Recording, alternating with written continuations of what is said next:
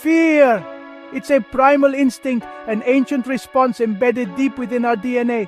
It's the feeling that has kept our ancestors alive, alerting them to dangers lurking in the shadows, a whisper in the dark, a sudden noise that makes your heart race, or an eerie silence that feels louder than any sound. It's a hand clutching at your throat, making it hard to breathe, hard to think. It's the invisible force that paralyzes you, leaving you feeling helpless and vulnerable. We all have our fears, those shadowy corners of our minds we avoid at all costs. Mine, public speaking. The mere thought of it would send chills down my spine.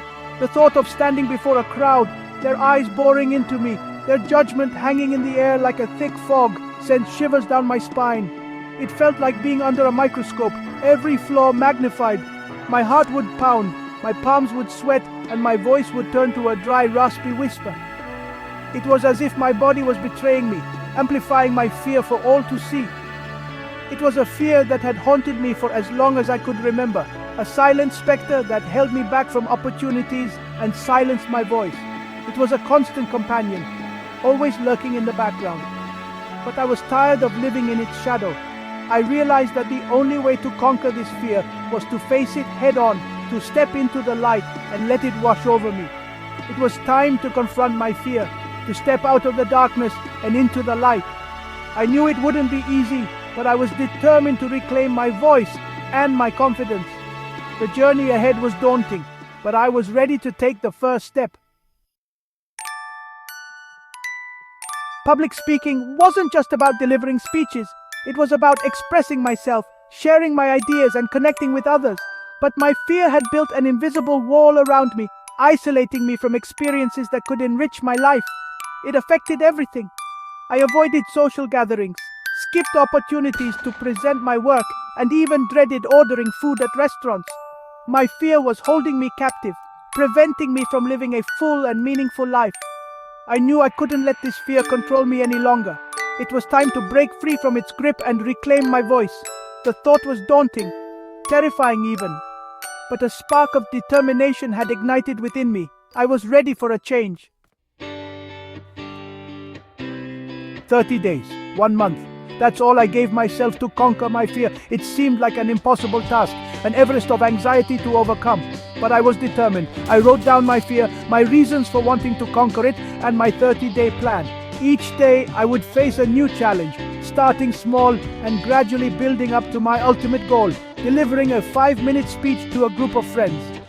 The first few days were filled with a mixture of excitement and trepidation. I knew I was embarking on a journey that would test my limits, but I was also filled with a sense of hope. This time I was determined to be bigger than my fear. The initial steps were small but significant. I started by talking to strangers, asking for directions, ordering coffee with a smile. Each interaction, though nerve-wracking at first, chipped away at the wall of fear. I practiced speaking in front of a mirror, focusing on my breathing and body language. I recorded myself giving short presentations, cringing at first, then slowly learning to embrace the sound of my own voice. By the end of the first week, I felt a glimmer of progress. My voice trembled less, my palms were less sweaty, and I even found myself enjoying some of the interactions. Section 5. Facing the music, a symphony of fear and determination. The second and third weeks were a roller coaster of emotions. Each day brought a new challenge, a new wave of anxiety that I had to navigate. It felt like the weather, constantly changing, never predictable.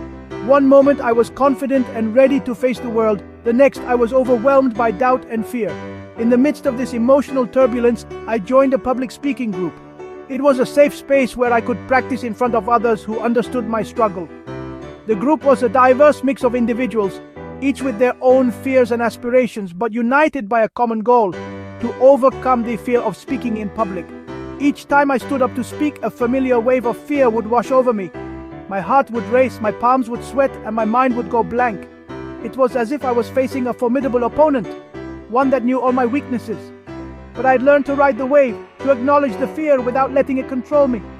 I took deep breaths, grounded myself, and focused on the task at hand. Each successful attempt, no matter how small, was a victory.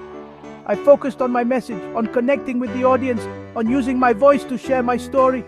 I realized that the power of my words could transcend my fear, that my message was more important than my anxiety.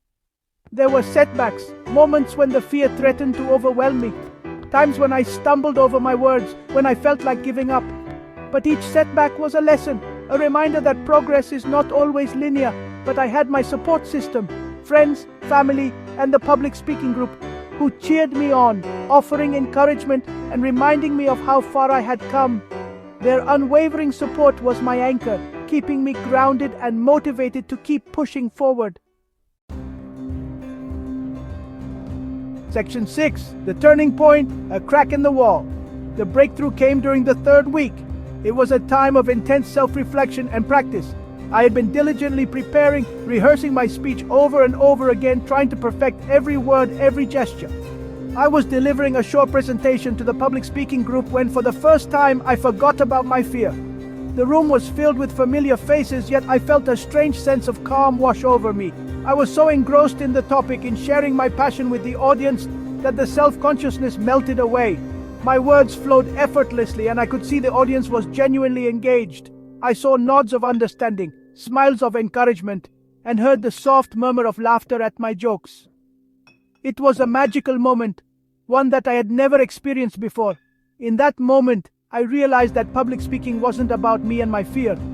It was about the connection I was making with the audience, the ideas I was sharing, and the impact I was having. It was about connecting with others, sharing ideas, and inspiring action. The realization was profound, and it changed the way I approached public speaking forever.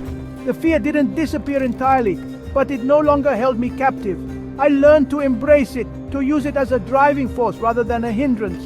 I had found my voice, and with it, a newfound confidence that extended beyond the realm of public speaking. This confidence began to permeate other areas of my life, making me more assertive and self-assured in my daily interactions. Section 7. Freedom's Embrace. The final week flew by in a blur of preparation and excitement. I had written and rewritten my 5-minute speech countless times, practicing until the words flowed effortlessly. The day of the speech arrived, and I felt a sense of calm I hadn't anticipated. Standing before my friends and family, I felt a flicker of nervousness, but it was quickly replaced by a surge of exhilaration. I spoke from the heart, sharing my journey of overcoming fear and the lessons I had learned along the way. As I finished my speech to thunderous applause, I knew I had accomplished something truly remarkable. I had faced my biggest fear and emerged victorious. But more importantly, I had discovered a strength within myself I never knew existed. Section 8. Your turn, break free and soar. Conquering my fear of public speaking was a transformative experience. It taught me that growth happens outside of our comfort zones, that courage isn't the absence of fear but the triumph over it. We all have fears, those nagging voices that hold us back from living our lives to the fullest. But fear doesn't have to define us.